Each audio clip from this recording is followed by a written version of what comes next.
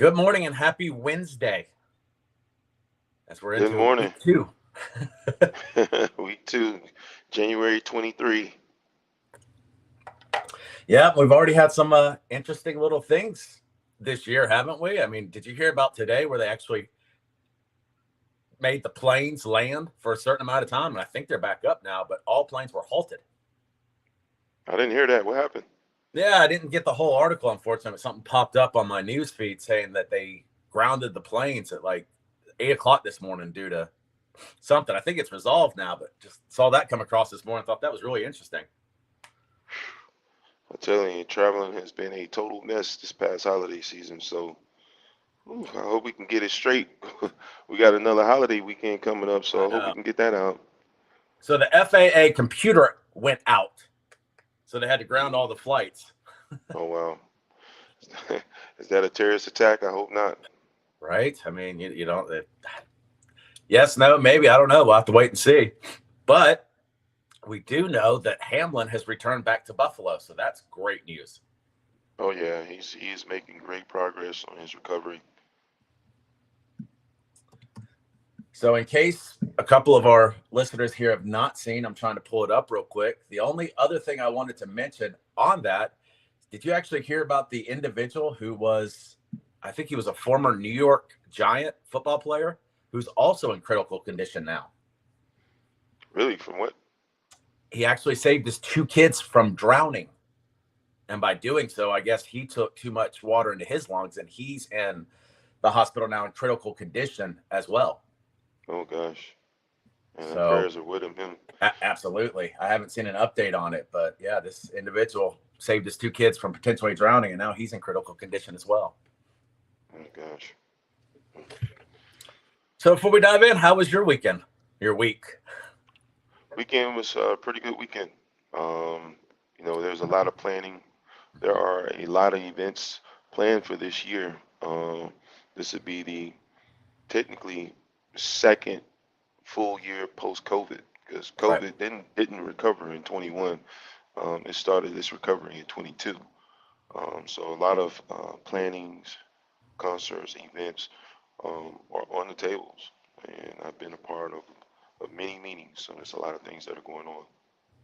Well, that's great because I know people want to get out. They want to be involved with others. They want to interact with others. They want to, I don't want to say get to normal again because I don't think we're ever going to get there, but they want to get that sense of normalcy in some aspects of their life back.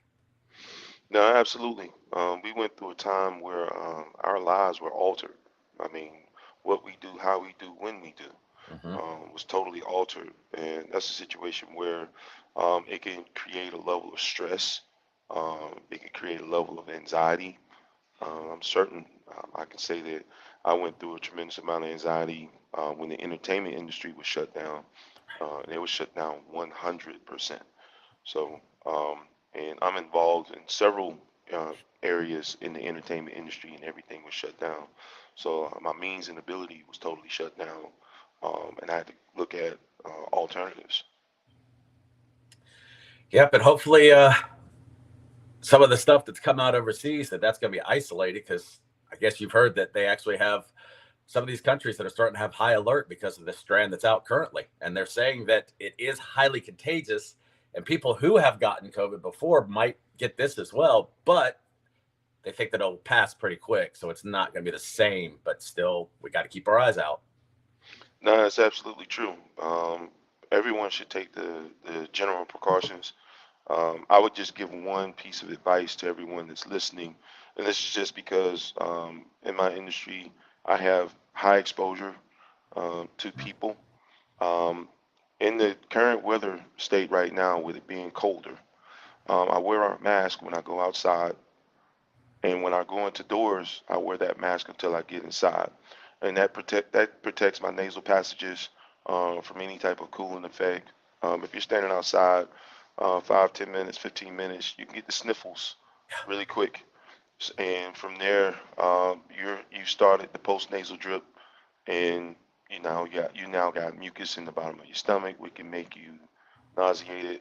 So please cover up, mask up, going outdoors to indoors, and then I take it back off.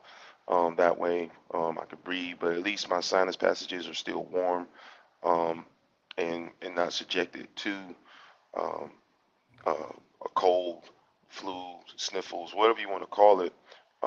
Just protect yourself and protect others. So Yeah. I definitely agree with that.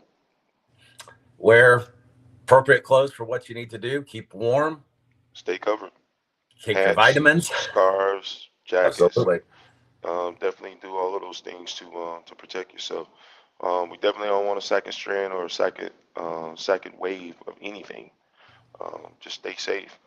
Yep. Um, I don't want to inaccurately say that this is something related to the cold, the flu, the pneumonia, but it's similar in one sense, just because it is an airborne. Right. It is airborne, and you can catch it airborne. There's no other way to catch it. So just please mask up and keep yourself safe. Absolutely. So we're going to touch on a couple little things here by states before we dig into some of our other news, which I think one of our items that we want to talk about is something that a lot of people are interested in terms of taking CBD and cannabis and how it relates to them. So we definitely want to get into that. But we're going to start with New York. The New York governor promised that cannabis sales would begin in 2022, and they did. Just underneath that wire, right on 1229, and in just one location so far, but at 4:20 p.m. How ironic, right? The doors open to public sales began, looking for this market to expand quite a bit in New York in 2023. New York has been knocking it out the park. I mean, they have literally taken the bull by the horns and taken the lead on the Mm-hmm. fight in cannabis. And it's not even a fight now. They've embraced it, and they are opening it up statewide, Yep. from grow to retail. So definitely salute to Kathy Hochul, the governor of New York, for taking those steps and staying persistent with the path of getting it off the Schedule One list and getting it into the retail space for people to earn a means and earn a living.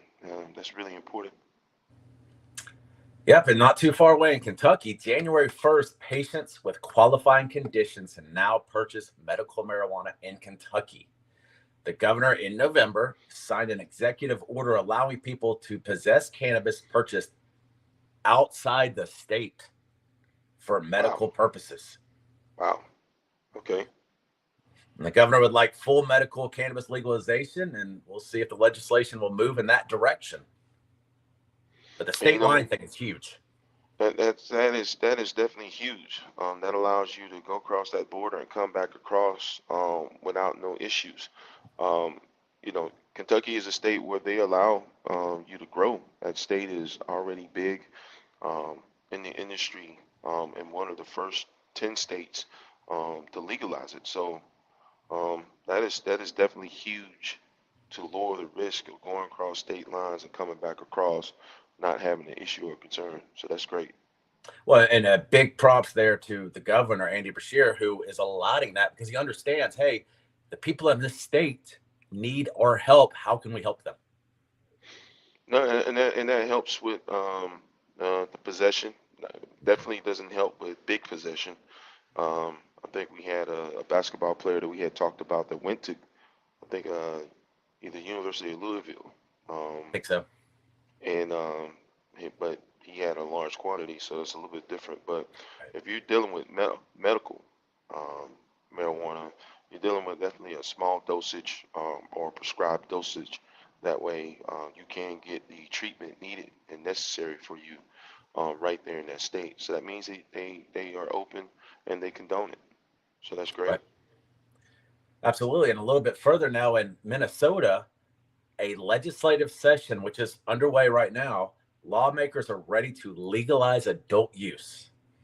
Now that the Democratic Farming Labor Party, which is Minnesota's Democratic Party, controls both chambers of legislation and holds the governorship, chances are looking good that we'll be adding that state to a list of full legalization. Wow. Okay, I wasn't aware about the Democratic Farm Labor Party. That's a Didn't distinct either. political party. Yeah. Wow. We definitely need to do. Can you look that up, Nate, and see Yeah, absolutely. what's there? Because that is That's new. That's Yep, definitely new. absolutely. Look that up. And while I'm doing that, Missouri, after the legalization, what's going to come next? They're looking at the process of how they can do more than just the legalization, and they're expecting those results to come in February. Okay. Yeah, Missouri is definitely taking that stance on supporting it. The tough part was the neighboring states don't support it. So please do not cross those state lines, especially Right. going into Kansas. From Missouri to Kansas, problem. So that's just one of the states where there's been a repeated amount of issues that have been reported. So definitely, please be careful. So we're going to give you a little bit on that. The Minnesota Democratic Farm Labor Party, the DFL, it's affiliated with the U.S. Democratic Party. As of 2022, as we just stated, it controls Minnesota's 8 U.S. House Senates, both of the U.S. Senate seats, and the Minnesota House of Representatives. Now, what's interesting about this is the DFL was actually created April 15th, 1944, Whoa. Okay. with the merger of the Minnesota Democratic Party and the larger Farmer Labor Party, leading to merge the efforts of the Minnesota Democratic Party. I can see that.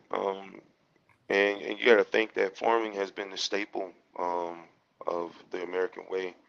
Um, from east to west, north and south, there are a number of farmers that farm in this country and provide products that are brought into the retail space and the industrial space. So, um, looking at it from that standpoint, the Farm Labor Party has probably been there as it stated, for a very long time. And I think that the individuals that are a part of that party, when you look at the cultivation and harvesting of the cannabis crop itself, it falls on the farm. Yeah. And currently, from what I'm seeing here, we'll do some more research to give answers for next week. They're actually one of 2 parties in the United States that are affiliated underneath the Democratic Party. However, not solely just the Democratic Party. The other one is North Dakota, the North Dakota Democratic Nonpartisan League Party. It's affiliated nationally with the Democratic Party, but it's also a form of their own party as well. And I can see that. As I said, North South Dakota um, has a tremendous amount of farming land. Of course, they have their own oil and Mm-hmm. coal in that state, but it's a vast amount of land in that part of the country. So farming is definitely something that is there, it's available. When they say non-bipartisan, their views are narrowed down just a little bit more, um, and it's all about popular belief at that point.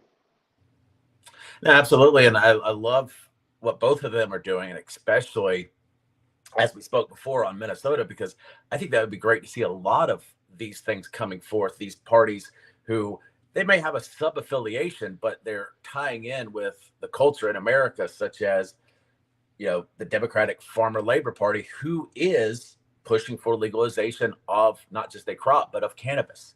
If we could get some of these other parties tying in multiple states, that'd be a great way to put some pressure, if you want to put on these parties to help further this, but still have that political connection, affiliation, and push. I definitely think that we should definitely look into the Democratic Farm and Labor Party in Minnesota. Reach out to some representatives just to see more of what their values and virtues are for the party. So that way that we can discuss this on our show. So that way we can continue to spread the information and then possibly open the doors on a different outlook that can open up the cannabis space even more. Yeah, absolutely. Because out of the 8 seats Minnesota is appointed in the U.S., 4 are held by Democrats currently, and these Democrats are tied in with this party. Okay. So yeah, Yeah, absolutely. We'll do some time looking into that and try to reach out to them, and hopefully, maybe we can even get one or a couple of them on the show to kind of explain further what it is, what this process includes, and how possibly other people can get involved with it as well. yes. Definitely, that is a must. The people need to Absolutely. know.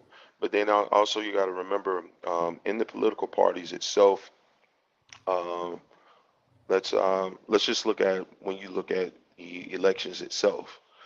And this party here in particular is a subcategory under the Democratic Party, which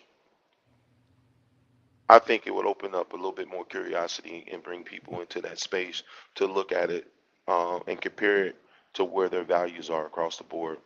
Um, Once again, I think this is more about the discussion.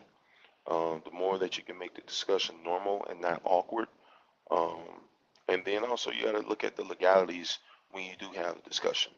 Um, just because one is still a Schedule One, Mhm. we still have to keep saying that it's still a Schedule One, and we have to get it off of that list. This is not a chemical that is causing mass death, and putting people in uh, a circumstance to where they're not within control of themselves. Um, so I do feel that the cannabis space itself, it should be opened up. It should be looked at even further. More research should be done in this calendar year, so that way people can be helped. And you start looking at the state of Kentucky when you got the governor pretty much removing the restrictions of bringing medical grade cannabis across state lines. That is a federal offense when you cross state lines. So when you have that circumstance happening right now in today's space, you have to look at why is it being done and what are the risks. The risk, there is no risk. We're trying to help people. This plant can cure, it can help, it can aid in any form of sickness, um, that it can treat. So I definitely salute the governor, Andy Bashir. Or was it Bashir? I'm sorry, This year. Andy Bashir, for signing the executive order allowing people to be able to possess and purchase in and outside of the state. That's wonderful. Well, it is. But to your point, yes, this is fantastic. We love this. But again, do your research and your due diligence because, as you said, it's still a federal thing, even across those state lines. So the question is, could these other states do something before you cross that line? So we just want to make sure we present what we are aware of, but we still encourage everybody to do their own research because it sounds great. I hope it's 100% as it states, but don't get fooled into that trap just in case. Well, I think the most thing is if you are allowed to buy medical grade, uh, across the state lines. If you are a Kentucky resident, and let's look at the border states to Kentucky. You got Tennessee. You have, I think, West Virginia. Yes. You have Illinois. Um, what's to There's the left of 7 total. Kentucky? Indiana. Is Indiana one? I was actually trying to look to tell you the truth. I'm not 100% sure, but it says there's 7. So that's what I'm trying to picture. So I know Tennessee. I drive through Tennessee Yes. to Kentucky, so that's number one. Kentucky's attached to Illinois. That's number two. I think West Virginia's three. Ohio. If not, no, no, no, not Ohio. It might be Pennsylvania. It might be. All right. Are you mm, ready? Let's go. So you got West Virginia, it lies to the east, Virginia to the southeast, Tennessee to the south, Missouri to the west, Illinois and Indiana to the northwest, and Ohio to the north and northeast. That's right. That's right. I did say Ohio. I did say Indiana. I did say Illinois. I couldn't. I for whatever reason I couldn't say Missouri. But Right. yeah. But again, Uh, that's why we're stating that because, for example, let's say you live in Kentucky. Now, what happens even if, one of these states is allowed to do it? Now, what if you cross the border into one of the other states that's not and you have it on you? So that's why make sure you know all the states surrounding the 7 around it just in case. Absolutely. You definitely have to know where you're going, how you're gonna get there, and how you're gonna get back. Mm-hmm. You gotta answer all of those questions. So that's really important. Absolutely. And on another end, talking about the Northeast and talking about how you talk about New York, what about Connecticut? Recreational cannabis sales to adults in Connecticut began just a couple of days ago. All 7 dispensaries opened at 10 a.m. All adults 21 and older are now eligible to purchase the cannabis products. Now, in the first day of sales, over 250,000 had been recorded, according to BioTrack, which is an inventory tracking system used to monitor the movement of cannabis products in states' medical and adult use markets. Mm. Yeah, So, that's tremendous statistic right there. great With first day. Connecticut. Oh yeah, Absolutely. And the cannabis industry is estimated to bring in 73 million in state revenue by 2026. that's still a good number for the Mm-hmm. first year. Um, that means that it's a ton of opportunity there. 73 million tons of opportunities there in revenue. Um, I think one of the things you got to think about it as it becomes open up. I truly feel that for the people that's in the industry, the ones that's furthermost than anyone else, they're going to reap and gain the rewards and benefits monetarily as it opens up. And as more people get into space, it shall and become more competitive. Mm-hmm. I do think that the the revenue will continue to increase, but there may be a slight hit on the profits.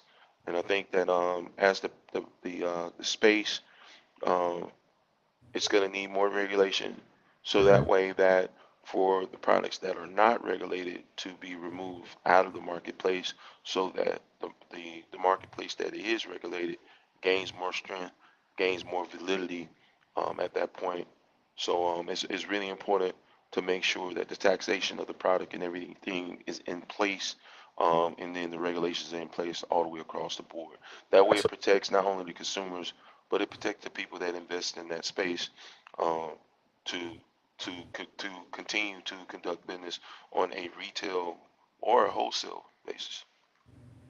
Yeah, and taking that one step further, the governor, Ned Lamont, even going a little bit beyond that, because now with the recreational sales that have begun, as of January 1st, that erased thousands of low level cannabis possession convictions. This law erases 43,754 convictions, according to the governor. Tremendous. Mm-hmm. All I can say is bravo on that. For those, and we talking about 44,000 people Right. almost that were impacted. Um, those people lost time, they lost money, they may have lost freedoms as well Housing with those. potential, job potentials. I mean, Absolutely. So that is definitely a game changer, and that's something that we need to look at. Definitely, bravo to Kentucky's, not Kentucky's, Connecticut's governor Ned Lamont for making that change and taking that step. People do not need to be persecuted for something that can allow them to medicate and medicate safely without going through an overdose or a concern that can actually change not only the person that uses it, but anybody that's around them. yep. And now a little sub on that: the sales will be limited to 1/4 ounce of cannabis flower or its equivalent per transaction. Now that includes edibles like standard size brownies or cookies that can be equivalent to 0.08 grams of THC, 7 pre-rolled cigarettes that weigh 1 gram each of 14 pre-rolled half gram each. Connecticut residents convicted of cannabis possession saw their records, as we said, fully or partially erased. The part of the 2021 legislation that regulated the adult use cannabis in the state impacts, as you said, 44,000 cases. And that's definitely wonderful. And they put the numbers out there. Yeah. That means that they have done their own research, so that way it can be brought to the public right away.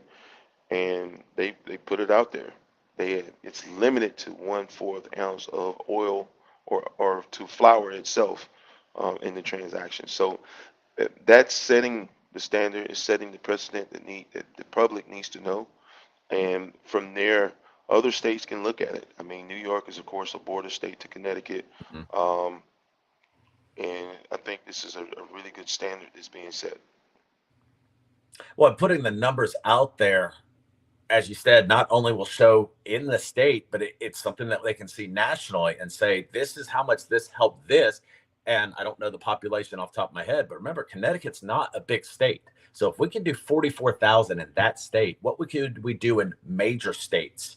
You know, granted, we have to look at population per area, of course, but this Right. could open the door for so many other things because 44 in that state is a big number. Yeah, it is. I'm actually looking to see what the population is of is 3.6 million Uh for huh. Connecticut. Correct. So we're talking about a number that is about 5%. About 5% of the population in Connecticut was affected by those convictions. Right. You know, yes, 5% is a starting number because, of course, as we've stated, we're talking low level. So those people had the mid and highs still have those convictions on them. They still have those charges. So I'd like to see what those numbers might be as well. If it's Right. 44 with low level, do we have 95 or 100,000 plus with mid and high levels? Right. Yeah, that's and when you look at the demographics, let's just touch on that briefly. Um, Demographics, white alone, 78.8%. Black or African American, 12.7%. American Indian or Alaska Native, 0.07%. I'm sorry, 0.7%.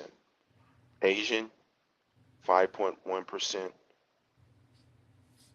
Pacific Islander, 0.1%. Latino, 17.7%. So those percentages for Connecticut, it definitely ranges. It varies as far as the demographics are concerned. Right. And again, to those demographic numbers, and it would, you know, I'm sure we could find it, take a little time, but of that 44, it'd be interesting to see what those demographics are inside of that 44 number. Yeah, I would love to see that. To see if there's any major disparity um, in there, but the statistics doesn't provide it, and that's where some of the biasness come in there because it should be full disclosure. We should have more um, available information to um, what what demographics were affected more. Right. What another thing to look at, I just lost it here, but Ned went on to state that for decades, the criminalization of cannabis has caused injustice, created disparities throughout our country while doing little to protect public health and safety. Big comment there for sure. And last year, he states, I signed into law a series of actions to legalize, safely regulate the adult use of cannabis in Connecticut. Not only does it legalize possession of small amounts for those over 21, but it also includes a provision that will automatically erase certain cannabis related convictions underneath the state law, which will make a difference in the lives and impact people and the communities across our state. And I think he's spot on. He definitely is spot on. He shows that he has fostered a whole new idea when it comes to the outlook on the cannabis space, and then also those prosecutions that have occurred in the past for years. So I think that, and then you got to look back. Possibly, how far did he go back on those convictions? That means that it could have been decades, if not two decades worth of convictions that he overturned. Well, and going a little bit further in this particular article, Connect's attempts to lower penalties date back all the way to 2011, when the General Assembly and then Governor Daniel Malloy decriminalized simple pot possessions, turning once criminal penalties into a pay by mail infraction of 150 for possessing less than a half ounce of cannabis. So they have been working on this for quite some time. And what year did you say that was? 2015? 2011. 2011. 2011. Yeah, that is definitely more than a decade. You're right at 12 years at that point. Um, and that push, you got to think about how many people were affected, may have lost jobs. Oh, yeah. Um, oh my gosh. That is tremendous. Well, But what it does is the gateway is open now. Change is here in that state. So and the thing is too, and this is one of those we're throwing out a situation potential. We're not saying that this is definite, but still something that needs to be considered. Talk about mental health. You said this dates back to 2011, as we stated in that article, right? So, what about people who, like you said, had these convictions, lost their jobs, lost their homes? What pretension is possible that some of this was suicide relates as well? Because people are sitting here going, I have this now in my conviction. I can't get this off my record. Everything's happened to me. We could have some factors in there as well. that is tremendous. And the only way you can get those statistics is you would have to interview the family Right. of the deceased under that circumstance. Um, mental health is a top issue in this country, and you gotta think about anything that is uh, debilitating in your mind. Mm-hmm. um, that's adverse. It changes how you look at things. It changes your excitement or your motivations. If that's taken away from you, it is critical. Um, it can put you in a desolate situation, and you can turn to uh, suicide as an alternative, and that's very sad, very unfortunate, and that's why um, we have to focus on help. We have to focus on love itself, so that way that we can go to a society that is crimeless and to a society that supports its neighbor. That's being a good neighbor. I can't emphasize how much being a good neighbor or having a good neighbor is important. And we can go on about this in other areas where we can talk about where there are different areas that you know people are not good neighbors. But we have to have the communication. We have to also create the resources and the outreach to help people that need it. Right. We got to get past this stigma, not just in the cannabis field, but like we said, in the mental health field too, where it's okay not to be perfect, not to be having a great day. Things are going to happen. We have to feel okay to express it, to talk about it, but also understand that it's okay to ask for help. Yeah, this and this. The thing about that is, it's always been considered a taboo Mm-hmm. if you are weak in the mind or if you just don't feel good. Confidence is everything in life, and if you lack the confidence, a lot of times what you have to do is you got to narrow your focus and you narrow your thoughts down to where you take one small step, and that small step you got great balance, great poise. You feel good and with that feeding, and then you take another step, and then you take another step to build and gain that confidence. And I think a lot of times when people are in a rush, they're looking for something immediate to happen. And the thing about it is you can't compare yourself to someone else Yeah. because what happens for someone else naturally can be totally different for you. So you have to take your steps, and you have to take them according in the time within your abilities.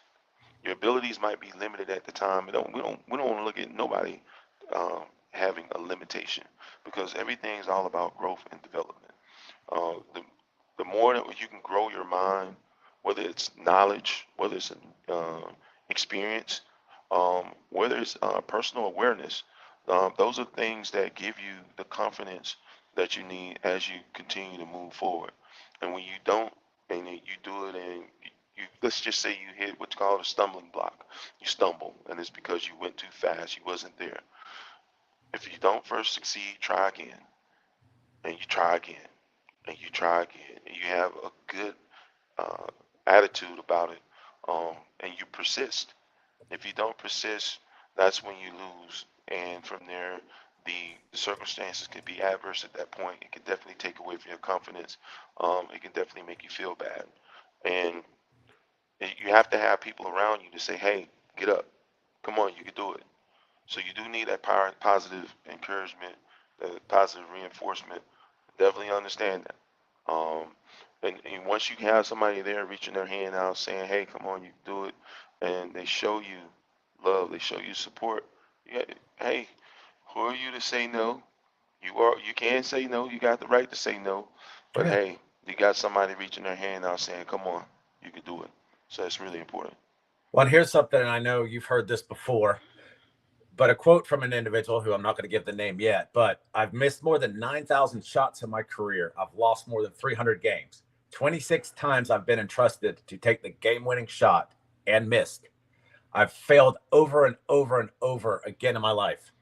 And that's why I succeeded. That Who sounds was like that? Michael. That sounds like Michael Jordan right there. Exactly. Because the Yeah, reason why I was bringing that up is we look at all the success he's had, and he has, no doubt. But how many of us remember all those failures that he just stated? We don't, because we're looking at what he did, but because he fell, he got to where he did. absolutely. And he persisted. Yeah. It's And he bottom didn't make line. his high school baseball or basketball team. He got kicked off. That's right. What? Exactly.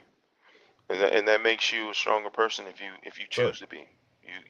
You still have to make the choice in adverse circumstances to succeed. It's a Mhm. choice. In succeeding, it requires practice. It requires understanding. It requires awareness because you have to be aware of who you are and what you got to do to go through that change. And it's still a lot of people in this world that do not or are not aware of what it takes to be better, to do better. Um, Yeah, absolutely. And the one thing I was going to state, and I'm not trying to say that because I made this comment to somebody, this, changed their life, but very close friend of mine who was going through a lot of things a few years ago and confided to me that basically that they were a few days away from just being done. They didn't know what else to do. And I told them at that moment they had so many people supporting them, and they did. They had done so many great things, and they have.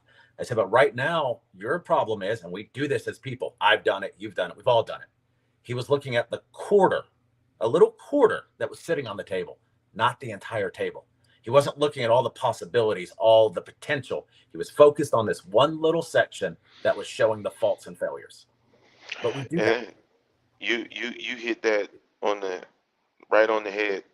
Um, when you life is more than that small moment Hmm. of uncomfort, and trying to get past that moment is tough. I Yes. got to tell you, it is tough. I've had my days where anxiety can hit me Mhm. in a multitude of ways. And it could be from multiple people pulling and grabbing at me saying, help me, help me, help me.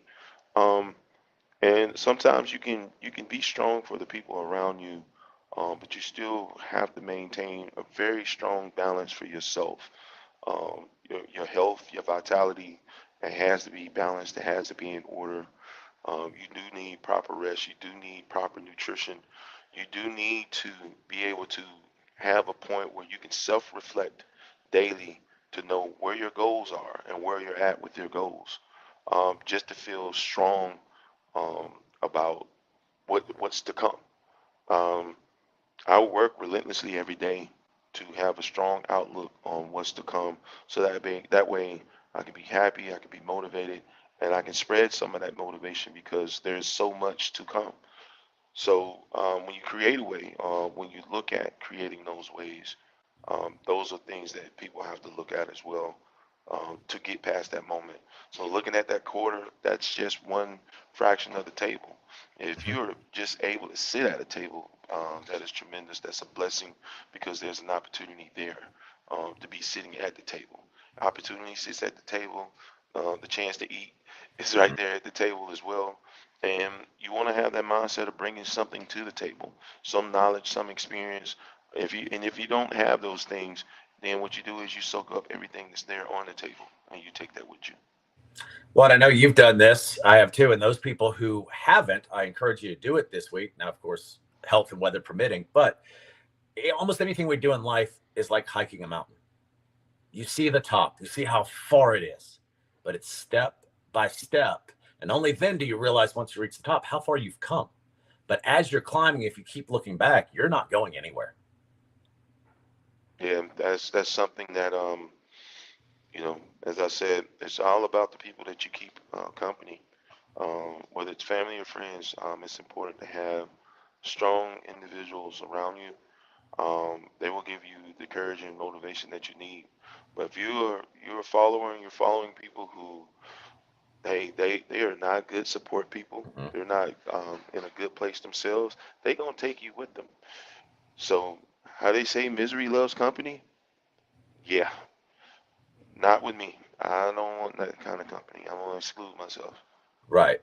But be cautious too, because sometimes those who look like they want to help end up wanting to use that as leverage to benefit themselves. So it's a fine line, but don't be afraid to get help and to seek help as well. You're absolutely right on that. All of that's just in that daily discernment. Hmm. You have to sit there, you listen. If it doesn't line up with your values and virtues, eh, 9 times out of 10 don't.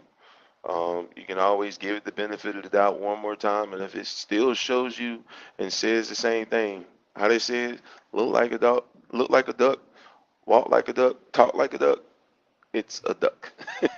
Right. so, so duck. Exactly. Yeah. But talking about all these different things in mental health comes anxiety. Does weed help anxiety? And I, that answer is not simple. um, there's still a lot of research that got to be done there. I know that CBD itself is very relaxing, very calming. Um, it is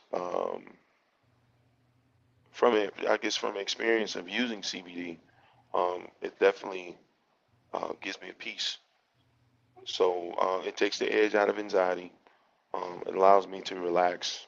It allows your body to relax physically as well. So there are some great benefits from use of CBD. THC, I can't say that I've used it tremendously or went to that level of dosage. But I know when I went there, I can tell you one thing, I wasn't worried about nothing. Right.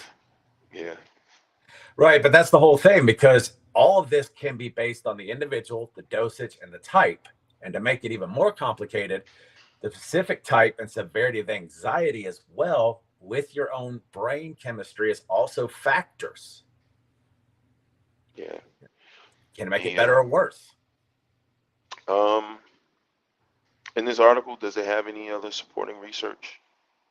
It's got a little bit, not too highly, because of course the THC is a psychoactive compound that gives you that high. CBD is the non-psycho and non-addictive compound that won't make you high but give an low dosage. It's been proven therapeutic benefits. Now, a review in 2015 concluded that CBD can potentially help for treating anxiety, particularly with social anxiety, whereas a 2017 study showed that THC can also, but there is a caveat here. Whereas the low levels of THC seem to be capable of reducing the anxiety, higher levels are linked to increased symptoms. They include, but are not limited to, racing thoughts, increased heart rate, and paranoia.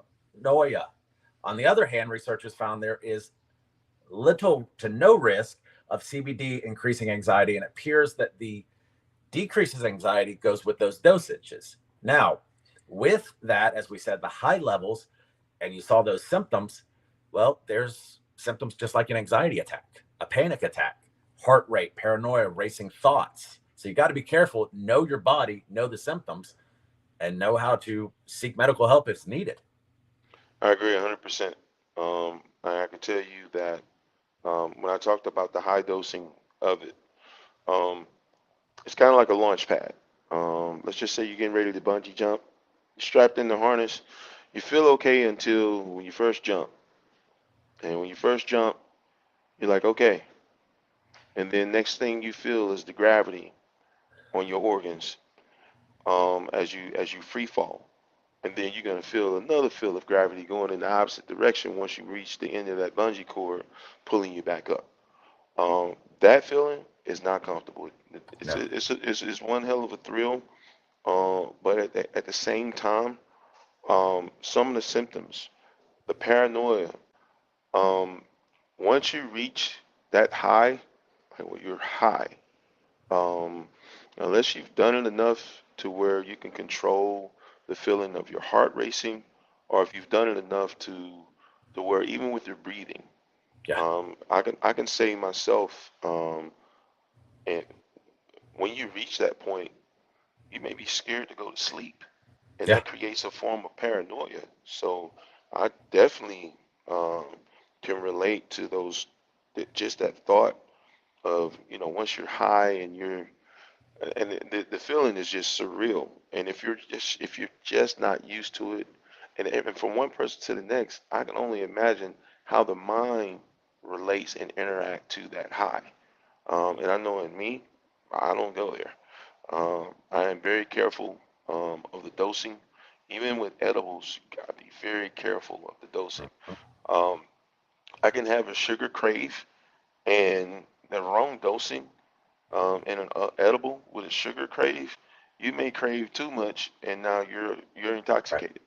And that intoxication, in my opinion, it doesn't feel great. It is not something that you feel you're in control. I would definitely not recommend you drive under those circumstances. Right. No. So, making the decision to be responsible is the next greatest thing that you can do um, while doing that. But the psychoactive properties, they are intensified, 100-fold at that point in time. So um, the research right here that is speaking on about the side effect and symptoms is spot on. I can say that I fall into this target group right here. This is what I would say if I was in under high levels of THC. Well, and also keep in mind when you're talking about dosages, what is considered a low or high dose. And well, that can depend on your tolerance, your genetics, biological factors, but also keep in mind that could also be tied in with medicines that you're using, exercise routines, a lot of these other things, supplements that you're taking, all that could be factored into what is considered low and high. But generally speaking, 2.5 to 8 milligrams is a low dose, and over 8 milligrams is a high dose. So I would say this. Um, if there was a way to do a dosing research on each individual, well, let's just say there's this Cannabis Institute that can go in and establish what dosing that your body has tolerance to and the reactions, and it could be charted. I think that would probably be one of the greatest institutions on this in this world, to be able to walk into a place and say, hey, I like to uh, see what my body tolerance is for dosing of CBD or THC. Right, absolutely. And something I saw this week that really, something I haven't heard a lot, but I think it's very important is cannabis and surgery. Before undergoing surgery, patients should tell their anesthesiologist if they are a heavy cannabis user. And according to new guidelines, the anesthesiologist should also be asking it because, particularly when it's regular and heavy, it can leave patients in more pain than normal after the surgery. And getting high just before an operation could put a patient at risk for heart problems, heart attacks, and more, says Samir Nazim. I might have said that wrong. The president of the American Society of Regional Anesthesists and Pain Medicine. I So can agree with that's that. important. No, I definitely can agree with that. The little that I do know about um, the the human anatomy, um, there's this thing called the synaptic receptors, Mm-hmm. and that's where any chemical goes and it actually integrates into your body. So that's where you actually get your pain relief. If you already have um, a stimulant, and let's just call cannabis a stimulant, in your synaptic receptors, once you go under anesthesia, the effects of the anesthesia may not be enough for your body under surgery, which could create a tremendous amount of stress on the Mm-hmm. body. So disclosure is really important. And if you want to hide that disclosure by not being honest, you can possibly affect, you can lose your life. That's something that when you mix those drugs together, they don't go together. No, and keep in mind, they tell you not to have food or anything but water after midnight before you do this. So, absolutely, having cannabis is going to affect it. If food or anything but water is going to affect it, of course that is. Because, like you're saying, it's in the body, the receptors, and everything else. It's going to affect that. Yeah, absolutely. Yeah, it's just, you know, people, for whatever reason, um, we'll use this term on the show. When people lie, Mhm. a small lie itself can turn into a very big problem. Um, so transparency is very important on both sides, so that Absolutely. way you can be helped and get the help that you actually need. Anything that we can call it a mitigating circumstance, and take that out of the equation. Be Yeah. full disclosure. Let them know what's going on so you can get the proper treatment. And then when they administer these powerful drugs to your body, that it does not put you in a situation where it puts you down. You're already, let's just say, your body's totally relaxed. Your blood pressure is even lower from some cannabis use, and it's just because it took the edge off the anxiety you had before surgery. And then now you got this powerful agent that they administer to you to sedate you, and with a lower heartbeat, lower blood pressure, it could flatline you. Yeah. It could potentially flatline you, and that's no one wants that. When you go to your job and you're thinking, I'm just doing my job, and hey, I looked at the charts. This person didn't tell us this, and that person flatlined in surgery, and they're not able to resuscitate him or her. I mean, no one wants that on their heart. No, Yeah. nobody wants that on their mind. So, um, I just gotta emphasize, man, be honest and truthful. Well, especially when the word, even though we haven't said it, is this could be avoidable. These problems, if you do pure transparency, could be avoidable. Because the bright side is on January 3rd, they actually released guidelines for medical schools that are now starting to teach about cannabis. And keep in mind, most practicing doctors learned little, if anything at all, about the drug and the body's reaction during their training. So this is new in the field, not of cannabis being new, but new to the idea of, hey, we've got to be cautious when it comes to anesthesia and the cannabis. Absolutely, and I applaud them actually integrating this into the education, higher education, at least at that point. The original standard was that big pharma initially um, told doctors in practice, hey, this is not a prescribable medicine. You should be totally 100% against anybody using it, but you do have some doctors now that are being taught Right. and learning about the use of cannabis with medicine. So that's a very important factor in today's time. It wasn't there 5 years or 10 years ago. No. No, absolutely not. And part of what they're asking these anesthesiologists to ask the patients are whether they use cannabis. Because, of course, we see the whole thing. Do you have these problems? Do you have heart problems? Are you using blood thinners? Are you, a smoker? All those things are questionnaires, but this is something new that they need to start doing on your pre-surgeries because they're even asking questions like how much, how often, how regularly, how recently, what types, whether it was smoked or ingested. The guidelines also call for postponing of the elective surgery if the patient arrives high. And I can believe that. And I think I want to hit something on the head with this here.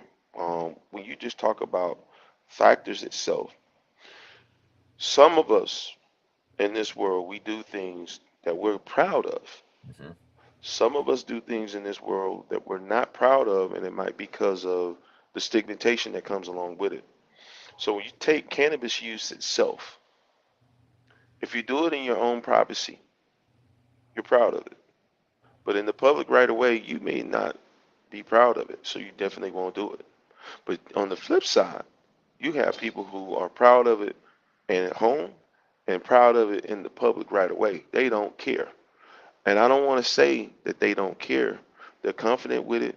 They have no biasness toward it. They openly use it um, in front of people or in private. So they have no shame. There's nothing to be said about that. But for the people who are not proud of it, and if they're asked on a questionnaire or by a medical professional, they may not be honest in answering that question. Hmm. So we got to look at that possibility too as well, that we have to get people understanding that they have to be educated in what the practitioner is doing, so that way that they can also be treated properly. And the treatment is the most important thing. The treatment plan um, is the plan itself for you to get to the recovery that you need for whatever affliction that you have going on in your life and in your body. Absolutely, because the transparency is important. Because keep in mind, doctors, yes, there are certain things that they can tell if you have, a heart attack, a broken leg. They're going to know those things, of course. But when you go and you give symptoms, they're going off the information you give them to try to help fix what problem might be. And if you're not saying, hey, I use this regularly, I smoke this, I ingest this, they could misdiagnose or give you something that's going to cause detriment, not help. Totally, you're totally right on that. And I think I want to add one point with this here, the testing portions of it. For anybody who has good insurance, you don't mind getting additional testing so that the accurate results will tell, hey, you said that you wasn't using it, but right here it says that you are.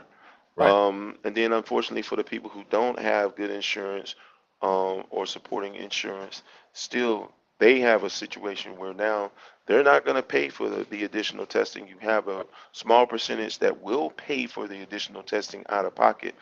Um, but there is a very sticky situation to be in when you're dealing with one or the other who may have the insurance, who may not have the insurance, and then you're not a proponent for the additional testing. You go through a questionnaire. They fill out the questionnaire, which you got to fill out in every doctor's office, Mhm. and you have to be pretty much honest and forthcoming with that information. And if you're not honest or forthcoming, it can be a detriment to the treatment plan that they provide to you. So when it doesn't work, we're also in a society that's ready to sue at a moment's notice, Yes. and it's just because some people may have not did their part. Right. And keep in mind, small dose of THC in cannabis reduces pain, but high doses, it can increase it. The same is true for nausea. Emergency rooms have seen a growing number of patients with nonstop vomiting caused by excessive cannabis use. That and the intoxication. And I think we had covered a story where there was a chronic gut issue from cannabis use. Hmm. That's something that we have to definitely go back and look at. We can talk about that at another time. But there is a gut disease from excessive chronic use. It's not in all patients or all persons. Right. It's in a very small percentage of people, and it's just because certain things don't work for certain people. Absolutely. That's why you got to know your body and be honest with the doctors, because there is that code there that, they're patient and doctor privilege and rights and whatnot. And they're going to try to help you the best they can, but they can only help with what information you give them. That's right. That's right. Like I say, it's just important to be honest at that point, so you can get the right treatment plan and get taken care of. You can get back to your health. Optimal health is definitely the best way, the right way. You want to have the best health possible to live the best life. Yeah, absolutely. But well, this was a quick hour, wasn't it? I mean, we got a lot in there covered, but we've already No, gone through an definitely. hour. These are points that will help a lot of people. For the ones that's listening in and tuning in, just becoming more acquainted and more aware of what's going on in the cannabis space.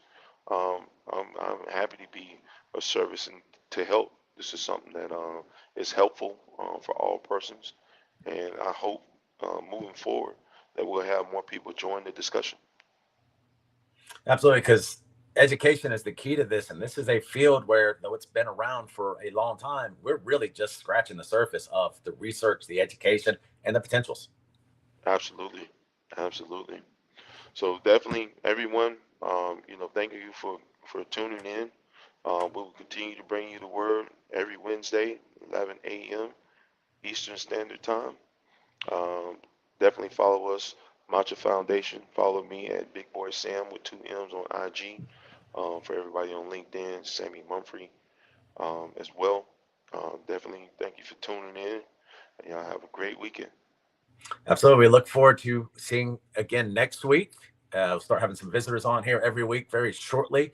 Anybody that has questions, comments, ideas, and suggestions, feel free to reach us not only here, but through the Matcha page on Facebook, also through my own Facebook, Twitter, Instagram. Same thing with Sam there. Reach out to me, DJ NQ75, both on Instagram and Twitter. May you guys have a blessed week, and we look forward to seeing you next Wednesday. Thank you. Peace.